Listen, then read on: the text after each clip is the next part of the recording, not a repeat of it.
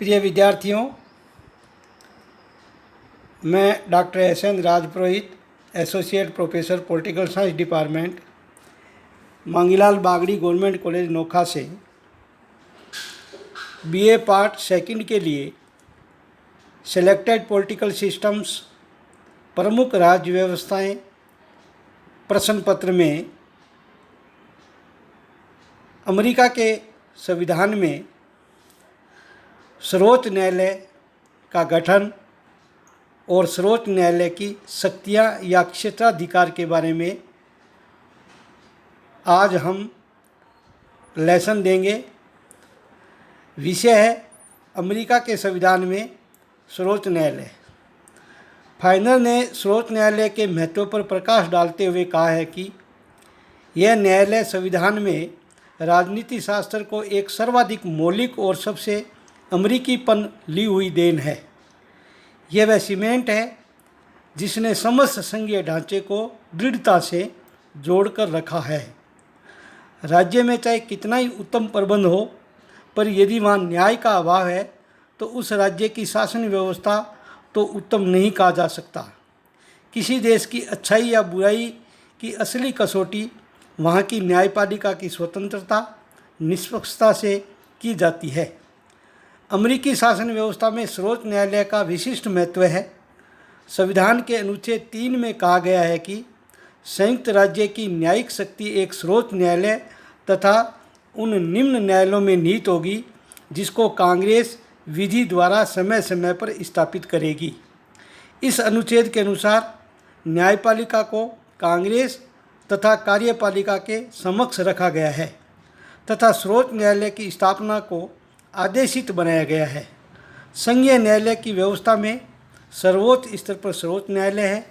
इसकी स्थापना अमेरिका में 1789 के न्यायपालिका अधिनियम द्वारा की गई थी।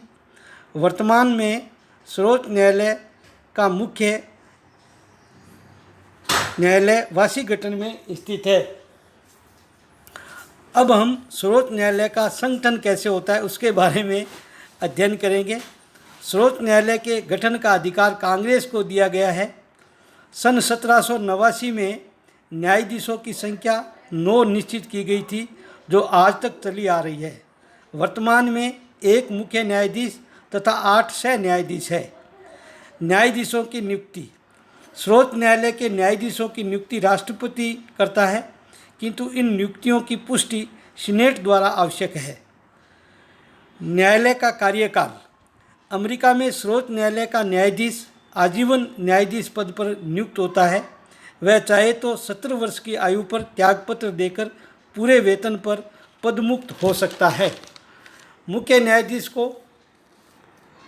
न्यायाधीश को महाभियोग द्वारा ही हटाया जा सकता है। योग्यताएं। न्यायाधीशों की योग्यता के बारे में अमेरिका का संविधान मौन है और कुछ भी न्यायालय के बारे में नहीं लिखा हुआ है। डी टाकविले ने लिखा है कि संघीय न्यायाधीशों को न केवल अच्छे नागरिक, विद्वान तथा सत्यनिष्ठ होना चाहिए, बल्कि उन्हें कुशल राजनीतिज्ञ भी होना चाहिए। अमेरिका के सर्वोच्च न्यायालय के न्यायाधीशों को हटाने की जो प्रक्रिया है, महाभियोग प्रक्रिया, उसके बारे में हम आज जानकारी देंगे। अमेरिकी कांग्रेस महाभियोग द्वारा न्यायाधीशों को हटा सकती है। दोनों सदनों के 2/3 बहुमत द्वारा किसी भी न्यायाधीश को हटाया जा सकता है। यदि प्रतिनिधि सभा 2/3 बहुमत से न्यायाधीशों पर आरोप लगाती है, उसके बाद सीनेट न्यायालय के रूप में उन आरोपों की जांच करती है और यदि सीनेट भी 2/3 बहुमत से प्रस्ताव पारित कर देती है तो न्यायाधीश पद से हट जाते हैं। सर्वोच्च न्यायालय की शक्तियाँ या कार्य। मुनरो ने लिखा है, अमेरिका के सर्वोच्च न्यायालय की शक्ति इतनी व्यापक है कि जितनी दुनिया के किसी न्यायालय के पास नहीं है। सर्वोच्च न्यायालय के क्षेत्राधिकार में सर्वप्रथम प्रारंभिक क्षेत्राधिकार। सर्वोच्च न्यायालय की प्रारंभिक क्षेत्राधिकार की शक्तियाँ सीमित हैं।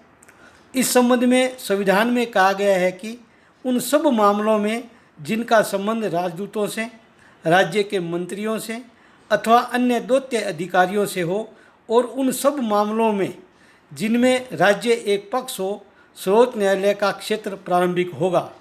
इसके अतिरिक्त संघ या राज्यों के मध्य विवाद हो तो सर्वोच्च न्यायालय के प्रारंभिक क्षेत्राधिकार में ऐसे विवाद आते हैं। दूसरा क्षेत्राधिकार है अपीलीय क्षेत्राधिकार। सर्वोच्च न्यायालय का दूसरा न्यायिक क्षेत्र अपील संबंधी है।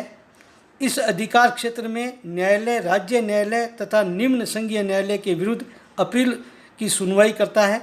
सन 1925 के कांग्रेस के अधिनियम द्वारा अपील का अधिकार केवल निम्नलिखित विषयों तक ही सीमित कर दिया गया है।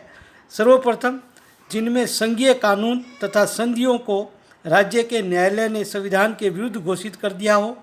दूसरा, जिनमें राज्य के किसी कानून को किसी संघीय न्यायालय में संघ के संविधान, किसी कानून अथवा संधि के विरुद्ध घोषित कर दिया गया है, जबकि राज्यों के न्यायालय राज्य के उस कानून को वैध ठहराए तब अपील की जा सकती है। इसके अतिरिक्त राज्यों के उच्च न्यायालयों के निर्णयों के विरुद्ध अपील की जा सकती है, जिनमें उच्च न्यायालय अपील की अनुमति देवें। तीसरा अधिकार या शक्तियां हैं न्यायिक पुनर्निरीक्षण का अधिकार। सर्वोच्च न्यायालय का सबसे महत्वपूर्ण अधिकार न्यायिक निरीक्षण का है। इस अधिकार के तहत सर्वोच्च न्यायालय संघीय कांग्रेस तथा राज्य के विधानमंडलों द्वारा बनाए गए कानूनों की संवैधानिकता पर विचार करता है तथा उन्हें वैध या अवैध घोषित कर सकता है। इस वैधता पर निर्णय दो कसौटियों के आधार पर होता है। प्रथम, राज्य विधानमंडल को संविधान के अनुसार उस कानून विशेष को निर्मित करने का अधिकार है अथवा नहीं। दूसरा, कानून विधि की उचित प्रक्रिया द्वारा बनाया गया है अथवा नहीं। इस आधार पर सर्वोच्च न्यायालय न्यायिक पुनर्निरीक्षण कर सकता है। चौथा अधिकार है संविधान का संरक्षक तथा अधिकारों का रक्षक। संयुक्त राज्य अमेरिका का न्यायालय नागरिकों के मूल अधिकारों तथा संविधान का संरक्षक है। वह निर्देश, आदेश, परमादेश, लेख, प्रतिषेध लेख, प्राधिकार इच्छा, उत्प्रेषण लेख इत्यादि द्वारा नागरिकों के अधिकारों की रक्षा करता है। अन्य शक्तियों में सर्वोच्च न्यायालय अन्य छोटे मोटे कार्य भी करता है। वह अनेक प्रशासकीय कार्य करता है। न्यायालय के निम्न कोटि के कर्मचारियों जैसे संदेशवाहक, स्टेनोग्राफर आदि की नियुक्ति करता है।